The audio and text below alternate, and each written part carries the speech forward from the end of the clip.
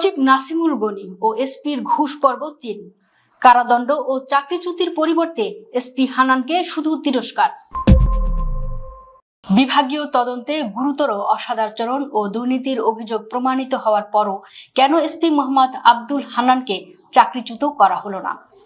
তৎকালীন স্বরাষ্ট্র সচিব বর্তমান মন্ত্রিপরিষদ সচিব ডক্টর নাসিমুল গনির স্বাক্ষরে তিরস্কার শাস্তির সিদ্ধান্ত ঘিরে প্রশ্ন নিয়েই ৩ পর্বের ধারাবাহিকের আজ দেখবেন তৃতীয় ও শেষ পর্ব। নরসিংদীর আদালতের মালখানায় না পাঠিয়ে আটক ৯৬ কেজি গাঁজা বিক্রির ঘটনায় দেশজুড়ে সমালোচনা হয়েছিল। ওই ঘটনায় পুলিশের ২ পরিদর্শক এবং ১ জুডিশিয়াল ম্যাজিস্ট্রেট জড়িত থাকার অভিযোগ ওঠে। এর পেছনে ছিলেন পুলিশ সুপার আব্দুল হান্নান, কেননা তাকে মাসোহারা দিয়েই মাদক পাচার করেছে চোরাচালানকারীরা। কিন্তু অন্য টিমের হাতে আটকা পড়ে এই চালান। জানা যায় ৫ ফেব্রুয়ারি নরসিংদীর শিবপুরের সৃষ্টিগড় থেকে ৬ বস্তা গাঁজা উদ্ধার করে ডিবি পুলিশ। প্রতি বস্তায় ১৬ কেজি করে মোট ৯৬ কেজি গাঁজা জেলা গোয়েন্দা পুলিশের কার্যালয়ে আনা হয়। সেখান থেকে কাগজে কলমে এসব গাঁজা আদালতে পাঠানো হয়েছে দেখানো হলেও তা মালখানায় নেওয়া হয়নি। ২ দিন পর কাগজে কলমে গত ১১ মার্চ এ মাদকদ্রব্য ধ্বংস করার প্রমাণপত্র তৈরি করা হয়। কিন্তু এই ঘটনার পর উল্টো এম কামরুজ্জামানের বিরুদ্ধে ব্যবস্থা নেওয়া হয়। তাকে ডিবি থেকে সরিয়ে ঢাকা রেঞ্জ ডিআইজি কার্যালয়ে সংযুক্ত করা হয়। ঘটনার পরপর কামরুজ্জামান গণমাধ্যমকে বলেন, ডিবির ওসি সহ সব ওসি যা কিছু করেন সব এসপির নির্দেশেই করেন। ৩ জনের টিম করে টাকা কামানো। গত বছরের এপ্রিলে প্রকাশিত ওই প্রতিবেদনে বলা হয়, এসআই ও এএসআইদের পোস্টিং করিয়ে টাকা নিয়েছেন এসপি আব্দুল হান্নান। পদপ্রত্যাশীদের জোগাড় করেন সদর থানার ওসি মোহাম্মদ এমদাদুল হক। পতিত সরকারের আমলে ডিবিতে কর্মরত এসআই মোস্তাক ও এসআই হারেস মিয়াকে সদর থানায় পোস্টিং করে আনা হয়। একই সঙ্গে এসপির এলাকায় বাড়ি পুলিশ সদস্য রবিউলকে আনা হয় সেখানে। এই ৩ জনের সঙ্গে এসপি হান্নানের অত্যন্ত সুসম্পর্ক। তারাই মূলত জেলা দাপিয়ে বেড়ান। এদের দিয়ে নানা অনিয়ম দুর্নীতি করে টাকা কামান এসপি হান্নান। আওয়ামী লীগ পন্থী ও বিতর্কিত ব্যবসায়ীদের তালিকা করে তাদের কাছে পাঠানো হয় ওই ৩ জন। এরপর তালিকাভুক্ত ব্যবসায়ীদের কাছ থেকে মোটা অঙ্কের টাকা আদায়ের পর তা পৌঁছে দেওয়া হয় এসপি হান্নানের কাছে। এমনকি এসপি আব্দুল হান্নান প্রায় সময় রেঞ্জ ডিআইজি অফিসের কথা বলে বিভিন্ন থানা থেকে ২ লাখ টাকা করে নিয়েছেন। এছাড়া ডিবিতে মাইক্রোবাস রিকুইজিশনের কথা বলে বিল ভাউচার করে প্রতি মাসে ২ থেকে ৩ লাখ টাকা তুলে নিয়েছেন। অথচ ডিবিতে এ প্রক্রিয়ার কোনো গাড়ি ব্যবহার হয় না।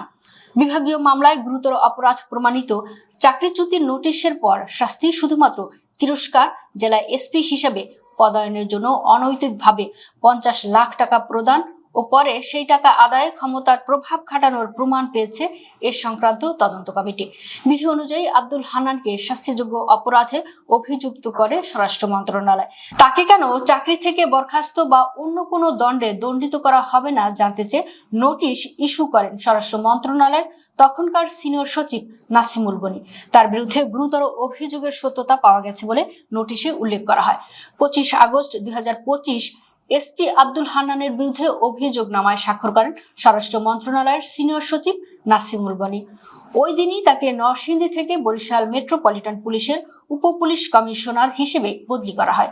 স্বরাষ্ট্র মন্ত্রণালয় থেকে গুরুতর এমন অভিযোগ গঠনের পর বরিশালে নতুন পদায়নকে তখন নজিরবিহীন উল্লেখ করেন পুলিশের সিনিয়র কর্মকর্তাদের অনেকেই। তার বিরুদ্ধে সরকারি কর্মচারী বিধিমালা ২০১৮-র অধীনে পুলিশ হেডকোয়ার্টার্স বিভাগীয় মামলা করে। মামলা নং ১৭/২০২৫। স্বরাষ্ট্র মন্ত্রণালয়ের সিনিয়র সচিব নাসিমুল গনি স্বাক্ষরিত ওই অভিযোগনামায় বলা হয়, আব্দুল হান্নান নরসিংদী জেলার যোগদানের আগে ২০২৩ সালে পুলিশ সুপার হিসেবে জেলায় পদায়ন পেতে রবিউল মুন্সি নামে একজনকে ৫০ লাখ টাকা দেন।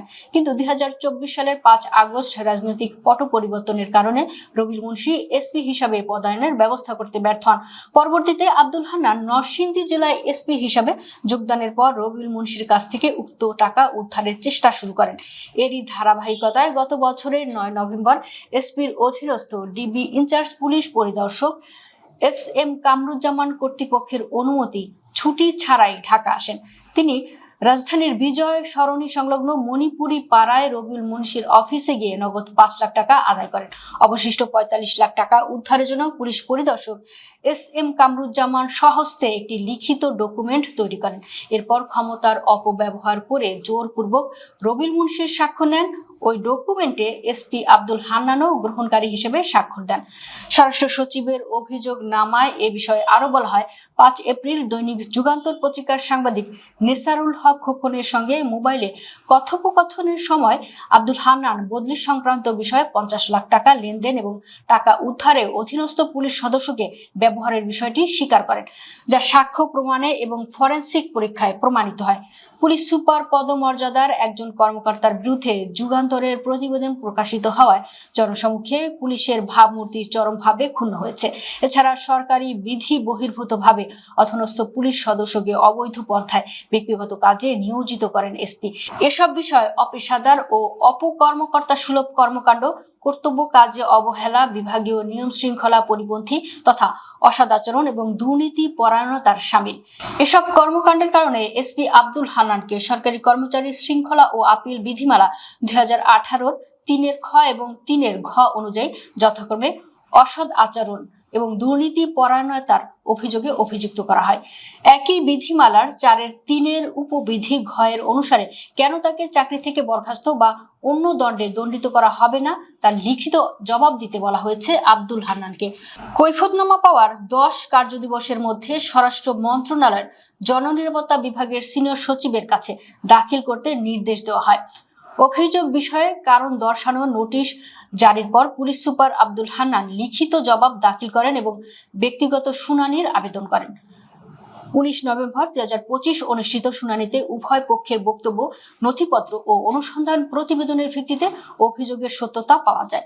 কিন্তু এত গুরুতর অপরাধ প্রমাণিত হওয়ার পরও আব্দুল হান্নানকে চাকরিচ্যুতির পরিবর্তে শুধুমাত্র তিরস্কার করা হয়। 23 নভেম্বর 2025 স্বরাষ্ট্র মন্ত্রণালয়ের তখনকার সিনিয়র সচিব নাসিমুল গনির স্বাক্ষরে এ সংক্রান্ত প্রজ্ঞাপন জারি হয়।